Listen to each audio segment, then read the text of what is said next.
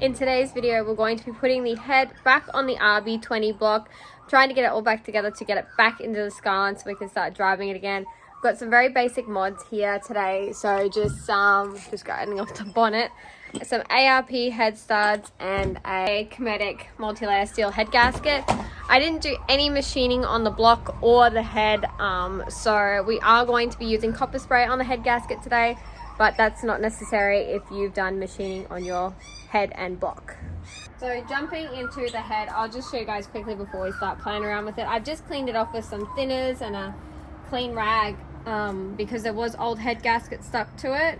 And as well, you can see here some of the chambers are quite like eaten away, probably because someone was putting water in the head instead of coolant, and that someone would have been 18-year-old me putting straight tap water in this instead of coolant. But luckily it's not too bad, so that's what we're starting with, and let's get the head on the block. I'll show you guys also what has to go back onto the head when it goes back in, how I've laid it all out. So once we get the head on, then we can go back in to start putting all this back together.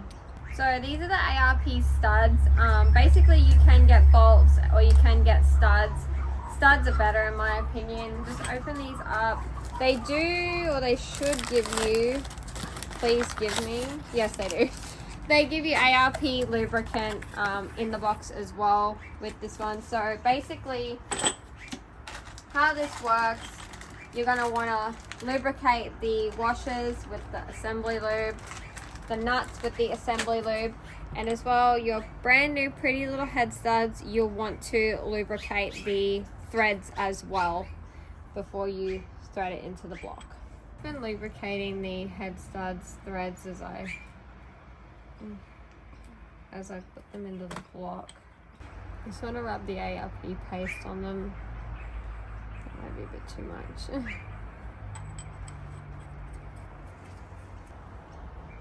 It's always annoying trying to figure out what end goes into the block.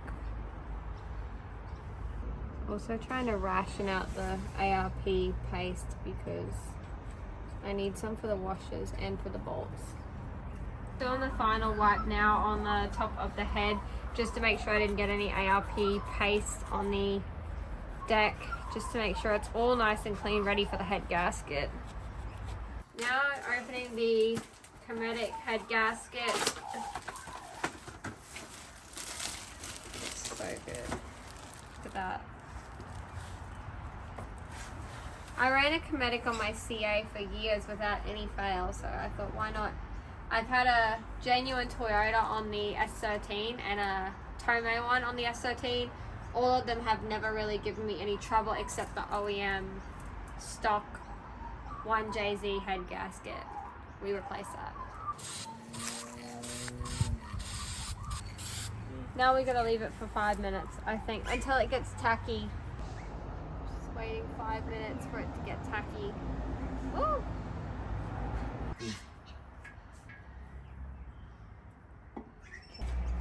Just chucking the washers on with some ARP paste, and then ARP pasting the bolts as well. I don't have any gloves left, so we're just winging it with, because I sprayed it with copper spray, I feel in a panic to get everything on quick. The aftermath. Now we're going to torque the head studs down. It reckons in like 3 torque stages, so I think we're going to start at 20 foot-pounds. Yeah, 20 foot-pounds, and then work our way up to 80 foot-pounds, I think the total is.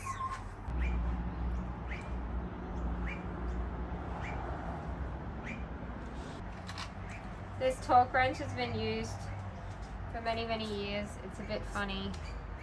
It's a bit clicky. So you just want to start in the middle of the head basically and go to an outer pattern, if that makes sense. So start here, like a zigzag kinda. When you start to feel tension, you want to go slow and steady, not just jerk it onto the torque spec or whatever you want to call it. Like that. ARP say, yeah, 80 foot-pounds. So we're at the final torque spec now, the most fun one. This torque wrench is so clicky, but accurate. We measured it with a digital torque wrench thing. Anywho.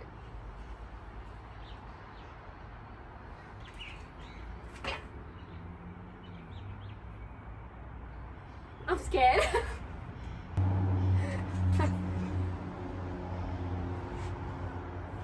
Oh, there we go. Oh my god. Next on the list of things to do now that the head's on, I've just rested the cam covers on the top. I'm gonna go ahead and clean the block now with some degreaser and a rag. I'll show you guys how dirty it is. So that's what we're working with. It's got loads of really greasy, like thick grime on it. I'm just gonna go ahead and attack all this and show you guys what it looks like once it's done. I'm just using this like high heat paint on the block. The spray pattern's really weird. It's really directional and harsh, which I didn't really expect, but I'm kind of getting used to it now. So this is the before we're starting with. Before I paint it, just gonna quickly go over it with my bit of cardboard.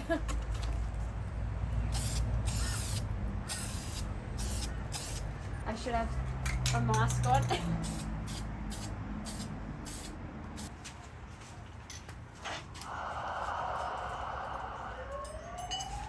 The next victim is my cam gears.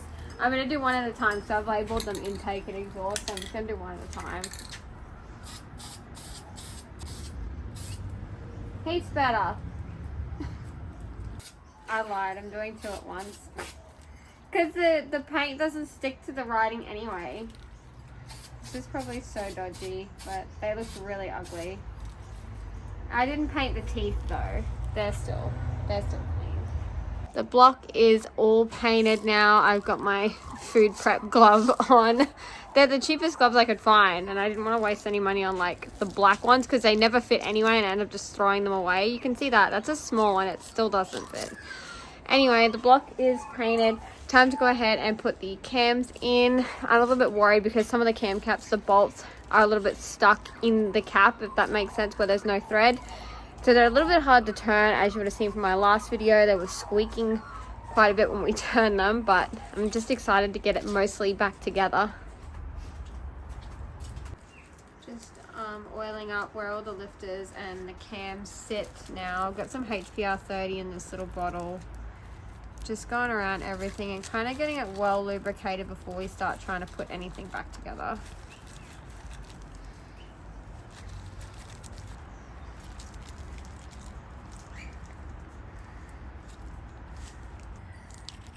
There you go.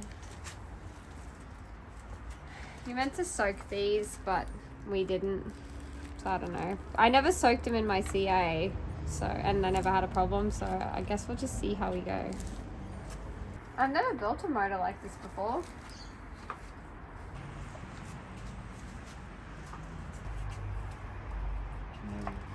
Just lowered the cams in. That's all I did. Just finishing up putting all the accessories on now. I've got the top timing cover that I'm just going to sit over here.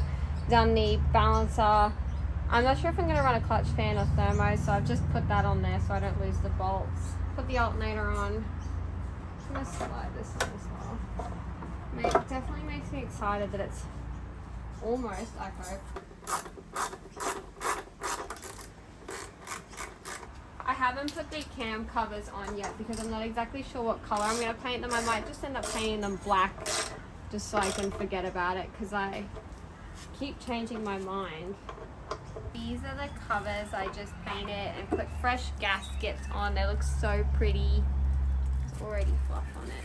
I'm just taking this off because I'm going to silicone in the rear half moons just with some extra silicone. Just it had it on there and I don't want to pull it out if it does leak, so I'm just going to silicone it anyway. I'm going to wipe it first. Ultimate black RTV sealant and gasket maker. So just put a little bit on with my fingers. Looks good to me. And just put it in like that. Yeah. One done, one to go.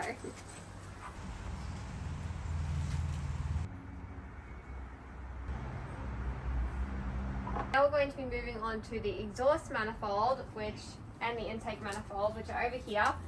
So we've got the top mount exhaust manifold here, and the multi-layer chromatic steel head gasket, which will go together with this one.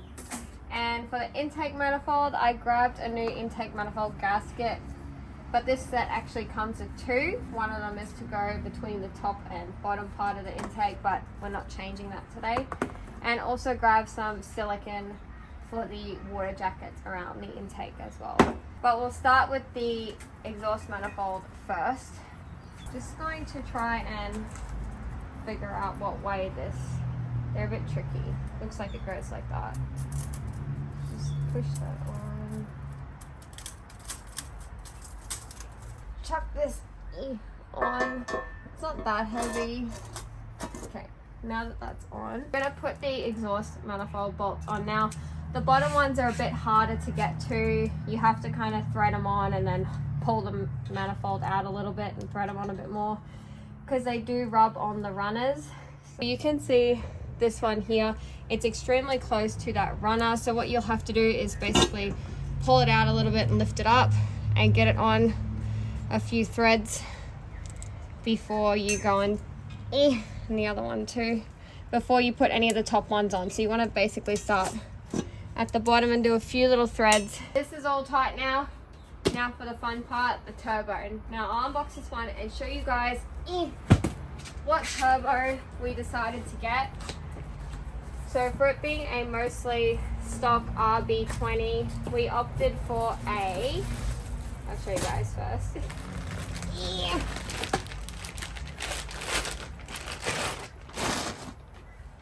Okay, this is him. So we opted for a G25 660. So a really small turbo. I don't know, I bought this a while ago now. I think it's a 0.8 rear housing. So I wanted something super responsive and that would spool really fast. Look at the size of the turbine wheel, it's tiny. Yeah, so I wanted something super responsive, super punchy, and that would hit really fast.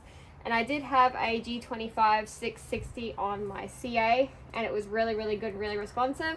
So I'm hoping that on a 6-cylinder, this will be slightly more responsive again. But I'll insert a clip of the CA with one of these on it, so you guys can see how responsive it was.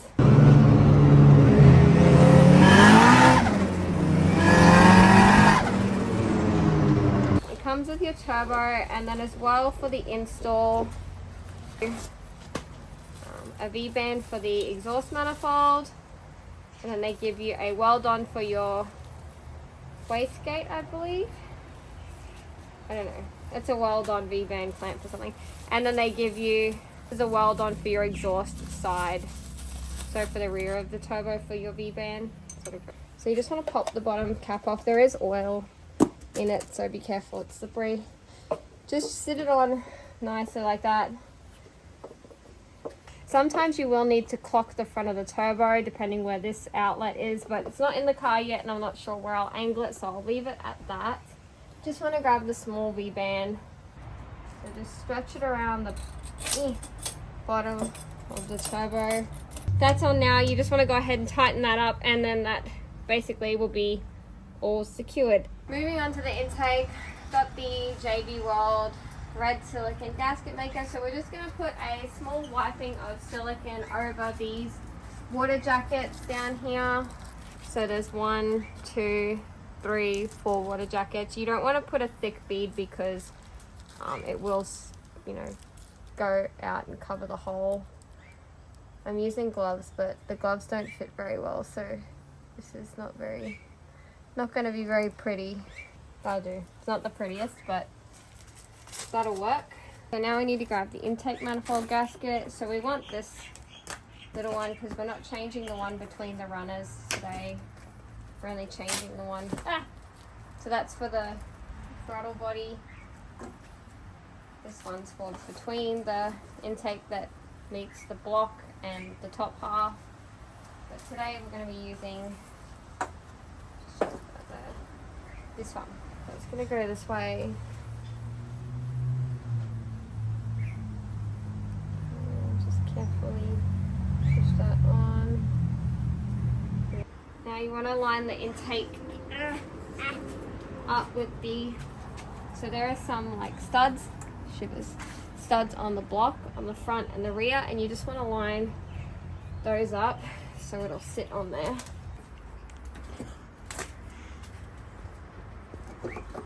The dipstick was just in the way, but that's on. Now I'm just going to go ahead and try and secure it on with the bolts while the silicone is still wet.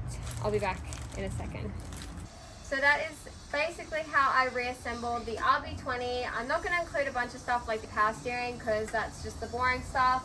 But intake, exhaust, and everything is all bolted on. There's not much left to do before it's ready to get back in the car. But anyways, thank you guys so much for watching, and I will see you in the next video.